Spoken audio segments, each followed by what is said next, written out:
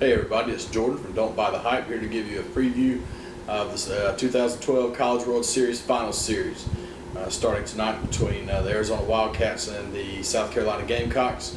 Got a couple great storylines that are going to be, you'll see a lot of coverage focused on over the next few days. Number one, obviously, is Ray Tanner in South Carolina going for a three-peat. They'll be the first three-time champions since USC won 5 in a row back in the 70s. You got that on one side. Again, that's incredible, especially in modern baseball, to win 3 national championships in a row.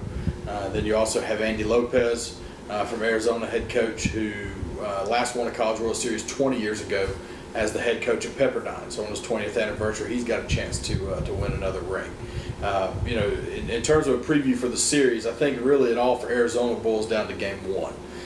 They've got Connor Wade, who threw a gem against UCLA on the Hill.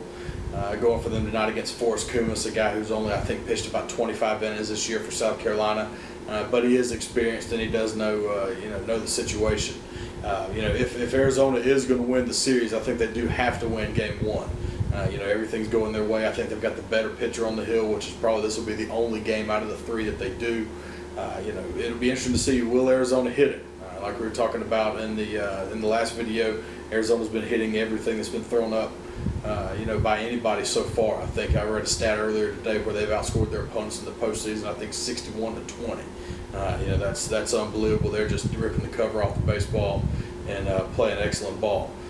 For South Carolina, I think if they can manage to steal Game 1, obviously I think, Arizona does have the advantage in Game 1. If they can take Game 1, then you're looking at probably seeing Michael Roth tomorrow on 3 days rest with a chance to close it out for a national championship. If South Carolina does win Game 1, then I think that it'll be over in 2. I think Roth will close it out, secure his place as one of the greatest pitchers in college baseball history, definitely in College World Series history.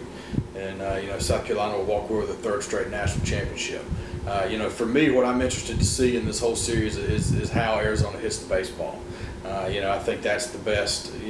That's the best hitting team I've seen all postseason.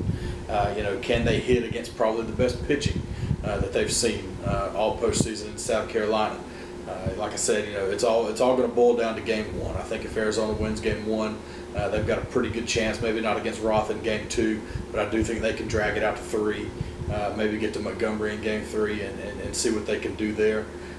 But in terms of a prediction and what I think is going to happen here, I'm going to stick with the SEC teams. Obviously, the SEC's won. I think it's 3 national championships in a row, going for 4 now.